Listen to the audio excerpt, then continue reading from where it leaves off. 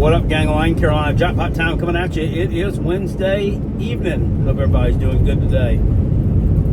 Big games this weekend, isn't it? We got action Thursday night, Friday, Saturday, Sunday, and even Monday night. This is a college football fan, whether you're the casual fan or you're more of a lunatic fan, kind of like myself, kind of like a lot of you are who watch the channel. You've got to be excited this weekend. I mean, you absolutely have to be freaking ecstatic. I don't know if Fox and YouTube TV reach an agreement or not, but if not, now guess what?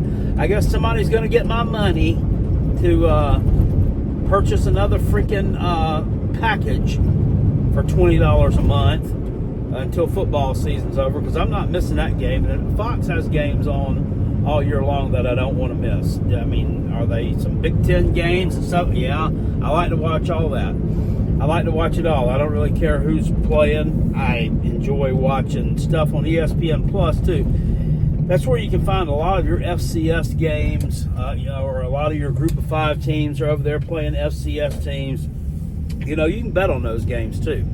You can bet on those, and sometimes they offer you some good value if you can find out a little something about some of those teams. Not a lot of people, there's not a lot of action on those games, so that's why sometimes it's to your advantage to play some of them if your service that you bet with allows you to do that. Anyway, getting into the subject of this video today, we're going to talk some South Carolina, Virginia Tech coming up on Sunday afternoon at 3:30.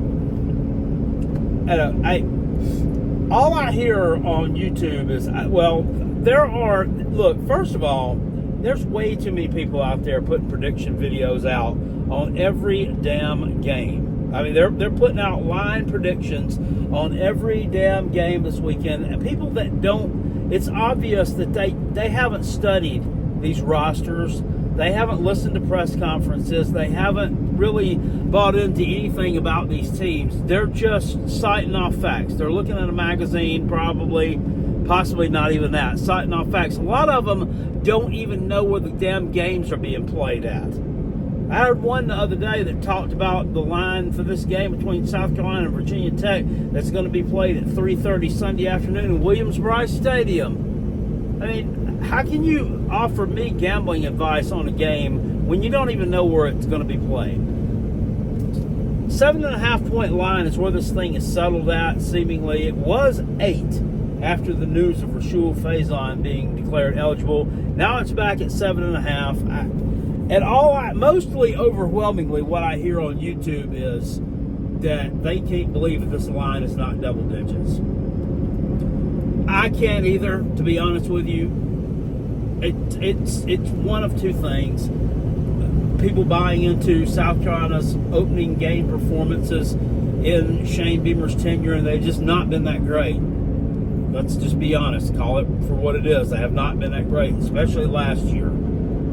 2023 was bad enough, but at least you were playing a North Carolina team that you were actually an underdog to. Last year, you were almost a 3-touchdown favorite against Old Dominion, and were lucky to get out with a win. So I can understand where the trepidation with that comes. Also, South Carolina's got to replace some new pieces up front on defense.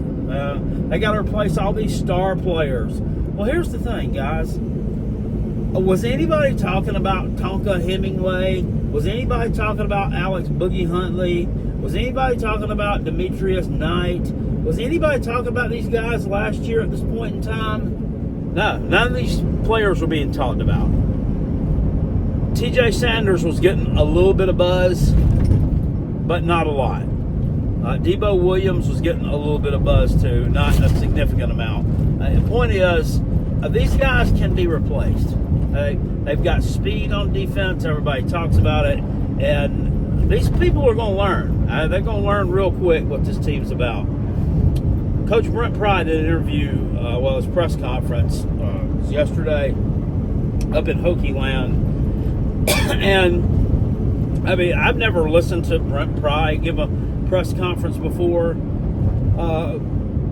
Just normal old country boy. I mean, pretty down to earth. I mean, he did the normal, congratulations to our men's and ladies soccer teams and yada, yada, yada, like Shane Bieber does that stuff too.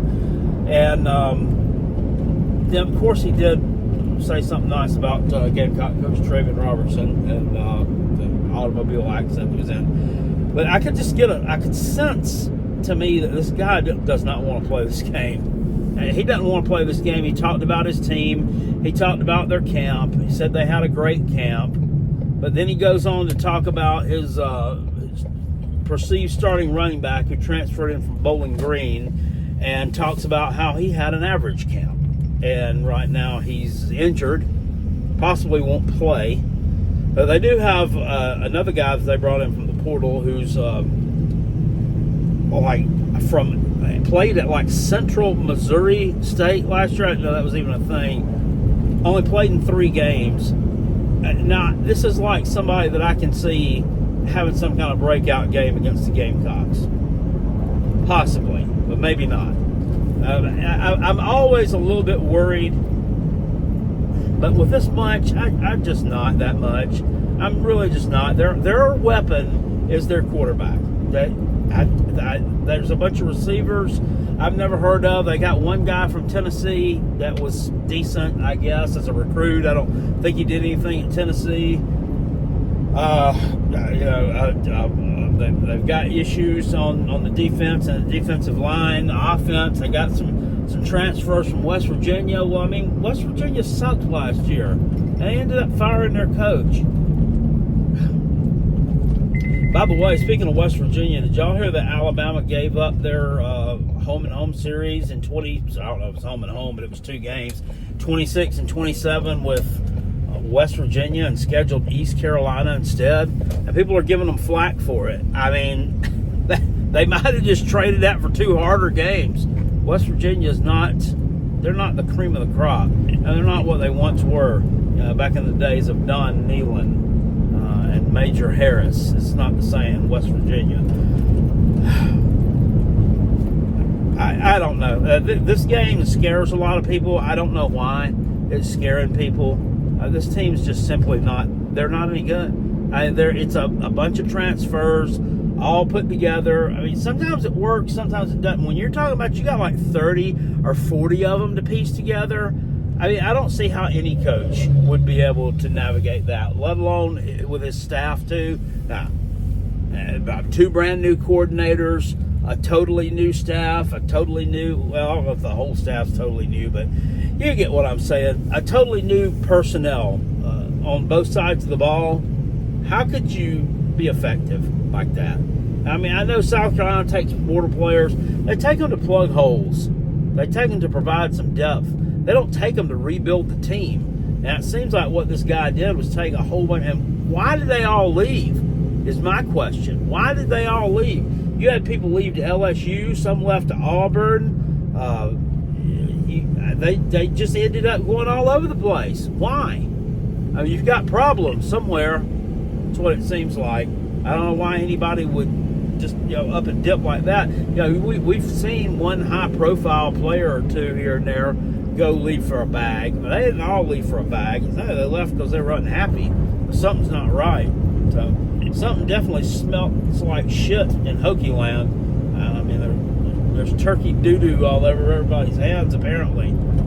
So I don't know. I think South Carolina blows this team out. And I think the 7.5-point line is not only disrespectful, it's comical. I've already laid $100 on it myself yesterday. It was yesterday or the day before.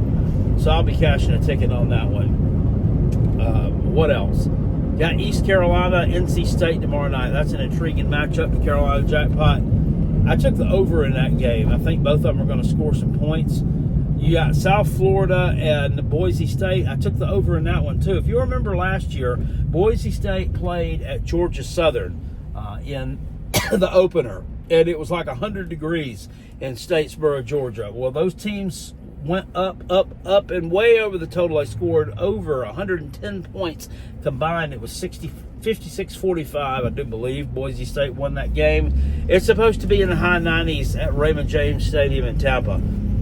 tomorrow for this game as well. So I'm thinking we're going to go over the 60.5 point total. I think that's really, really low. So those are just a couple of the bets I placed along with the Gamecocks bet. And I'll make more throughout the week as I see ones that I like. I got to study these lines just a little bit. But there's going to be great games, guys. Tell me what are you looking forward to? Is it Clemson and LSU? Everybody's talking about this is going to be the best game of the weekend. Going to be the best game of the weekend. It's going to be Battle of the Tigers, Battle of Death Valley. Somebody says the battle of the good coach versus the bad coach. Oh man, you suck on one. You know, I'm so tired. I've told you guys this before. I'm so sick and tired of hearing about Clemson. I just want to vomit. And it really just pisses me off because we kicked their sorry ass in their own little dumpy stadium last year at the end of the season. And everybody's still sitting here and slobbing all over their knob like they just won a national championship. And they think they're going to win one this year. Cade Klubnik, Heisman favorite. But then they go on to say, well, you know, he plays against a lot of weak competition in his conference.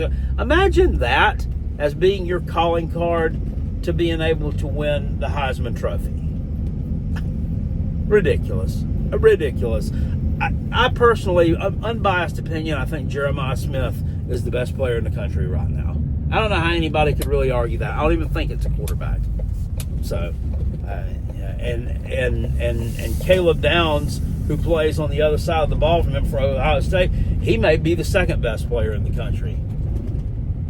But we'll see. I don't think Cade Klubnik's the number one quarterback in the country. I don't think he's the number one quarterback in the state. There are people that want to argue that with me. I mean, argue away. I mean, you know, I'll listen to your arguments, but I can counter yours with one of my own. Lenoris is the most talented quarterback in the state of South Carolina. Definitely one with the highest ceiling. So if that means best, then he's the best. Clemson's getting they're getting a lot of hype, a lot of praise heaped on them. I can't wait, boy. I can't wait. I can't wait. I can't wait till y'all crap the bed and pull that Clemson, because you're going to do it. And you're going to do it. I mean, sure as the sun rises and the sun sets, you're going to pull a damn Clemson at some point this season. And I'm here for it. I just don't know who it's going to be against. I don't think it's going to be, unfortunately, I don't think it's going to be Saturday night. I think y'all are probably going to win that game. Hell, you may even win it going away. You may win it by a couple of touchdowns, 17 points. I expect you to start fast. I'm going to have to hear the and see all you stupid flags flying around the field when you score, and, you know, all these freaking idiots over there going bananas. I mean, that's okay. That's okay. You'll have your evening in the sun on Saturday night, because I know you're going to win that game. But later on this season, it's going to happen at some point. It's going to be hilarious when it does. Who's it going to be against? Who's going to get you? Is it going to be Georgia Tech? Is it going to be NC State? Not NC State. You don't play them, do you? No, I don't think you play them. You're probably scared to. North Carolina, maybe. They're going to get you.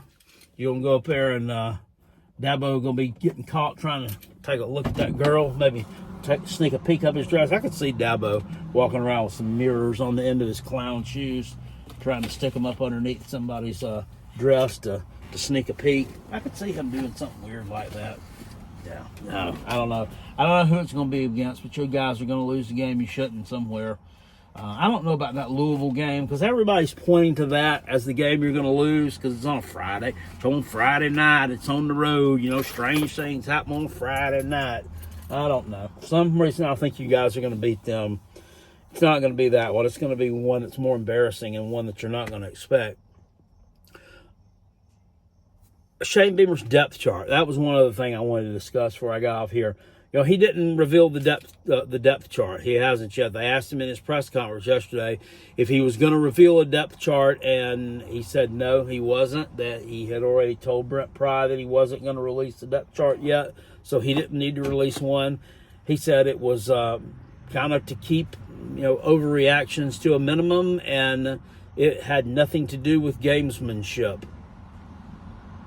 I mean, and I guess he's talking about trying to, you know, one up Brent Pry, so you're not going to know who's, you know, well, it did. It has everything to do with them gamesmanship. Why else would you do it?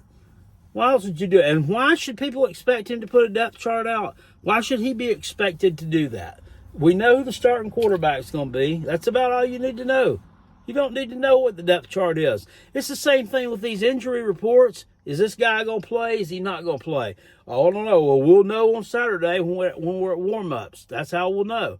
You're not required to let the league office or the NCAA or whoever know about your injury situation. You're not required to submit who's going to play in these games beforehand. So, why should he have to release a depth chart? He shouldn't. And as he also said in that press conference, before the game last year in Atlanta, Dabo and Kirby didn't release depth charts. I could see that. I could see it makes perfect sense. Here's Kirby Smart when I asked him about, why did you not release a depth chart? Or hey, Kirby, are you going to release a depth chart for the game against Clemson? No, heck no, I ain't releasing the depth chart. I mean, what do y'all expect me to do? I mean, go handle the playbook too? I mean, it's crazy. No, we're not doing that. Not here, not with these guys. We're not giving away playbooks. Hey, Shane Beamer, you hear that? You want to listen to it. Anyway, that's about all I got to say about that, guys. I'm looking forward to this game. It's going to be live streamed here on the Carolina Jackpot channel, 3:30 on Sunday afternoon. Get on over here and have a great time. We'll watch some football, hang out, we'll cheer for the Gamecocks, and watch them put belt to ass, because that's exactly what's going to happen. I'll see you guys later on. Appreciate you. Peace. I'm out of here. Go Cox. Woo.